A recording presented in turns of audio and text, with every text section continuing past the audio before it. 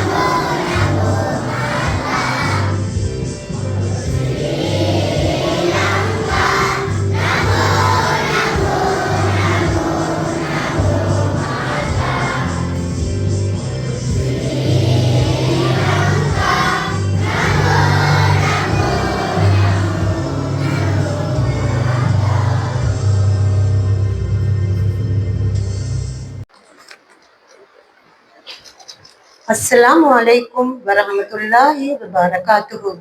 ගෞරවනීය විදුහල්පතිතුමනි, ගුරු බවතුනි, ආදරණීය දරු දෙවියනි, සියලු දෙනාගේම අවසරයි. අද දින මා මෙතෙන්ට පැමිණියේ අප ශ්‍රී ලංකාවේ නිදහස ලැබූ ආකාරය පිළිබඳ කෙටි හැඳින්වීමක් කිරීමටයි. යටත් විජිත සමයේ අවුරුදු 400කට වැඩි කාලයක් අපේ රට පෘතුගීසි, රන්දේසි, බ්‍රිතාන්‍ය ජාතීන්ගේ පාලනයට යටත් වී තිබුණා. අවසානයේ 1815 දී මුළු රටම බ්‍රිතාන්‍යයන් සතු වුණා. එදා සිට අපේ මුතුන් මිත්තන් ලේ, දහඩිය, කඳුළු හෙළමින් නිදහස වෙනුවෙන් සටන් කළා. වීරයන්ගේ කැපවීම මොනරවිල කැප්පටිපොළ නිලමෙතුමා සහ පුරන්නප්පු වැනි ජාතික වීරයන් අවි ආයුධ අතටගෙන සටන් කළා. පසුව ආගමික අධ්‍යාපනික ප්‍රබෝධයක් ඇති වුණා. එහිදී අනගාരിക ධර්මපාලතුමා, ආරුමුහම් නාවලතුමා වගේම මුස්ලිම් ජාතික සිද්ධිලෙබ්බේ, ටී.බී. ඡායා වැනි ශ්‍රේෂ්ඨ නායකයන් අපේ අයිතිවාසිකම් වෙනුවෙන් හඬ නැගුවා. නිදහස් සටනේ තිබුණු විශේෂම දේ තමයි ජාති ભેදයකින් තොරව සියලු ලාංකිකයන් එකමුතු වීම. ඩී.එස්. සේනානායක මැතිතුමා සමග එස්.ආර්.ඩබ්ලිව්. බණ්ඩාරනායක, පොන්නම්බලම් රාමනාഥන් සහ ටී.බී. ජායා වැනි නායකයන් අත්පෙල් බෙදගත් නිසා 1948 පෙබරවාරි 4 වන දින අපේ රටට පූර්ණ නිදහස ලැබුණා. අද අප සමරන්නේ ඒ නිදහස් දිනය. අදට නිදහස ලැබිලා අවුරුදු 78ක් වෙනවා. ඒ සෙමරුම අපේ මෞබිම වසර ගණනාවකින් විදේශික ග්‍රහණයෙන් මිදී ස්වාධීන රාජ්‍යයක් බවට පත් වූ අභිමානවත් දිනය අදයි. දහම් පාසලේ දරුවන් වන ඔබ මේ නිදහස දෙස බැලිය යුත්තේ පුදු නිවාඩු දිනයක් ලෙස විතරක් නොව වගකීම් සහගත පුරවැසියන් ලෙසයි. නිදහස නිසා හුදෙක් කොඩියක් එසවීම, උත්සව සැමරීම පමණක් නොව සැබෑ නිදහස තියෙන්නේ අපේ හිත තුළයි, සිතුවිලි තුළයි. දහම් පාසලකින් අපි බලාපොරොත්තු වන්නේ ගුණගරුක, විනයගරුක, ආගමික වටිනාකමක් හඳුනන පරපුරක් බිහි කිරීමයි. රටක් දියුණු වන්නේ භෞතික සම්පත් වලින් පමණක් නොව ඒ රටේ වෙසෙන පුරවැසියන්ගේ හික්මීම සහ සහජීවනය තුළයි. වගකීම අපට මේ නිදහස ලබා දීමට කැපවුණු ජාතික වීරයන් සහ ආගමික නායකයන් සිහිපත් කිරීමයි. ශ්‍රී ලාංකික ලෙස ජාති ආගම් ભેදයකින් තොරව එකමුතුව ජීවත් වීම සැබෑ නිදහසට අරුතක් එක් කරයි. දහම් පාසලේදී උගන්වන මෛත්‍රිය, කරුණාව සහ ඉවසීම ඔබේ ජීවිතයට බද්ධ කර ගැනීම තුළින් යහපත් පුරවැසියන් බිහි කළ හැකිය.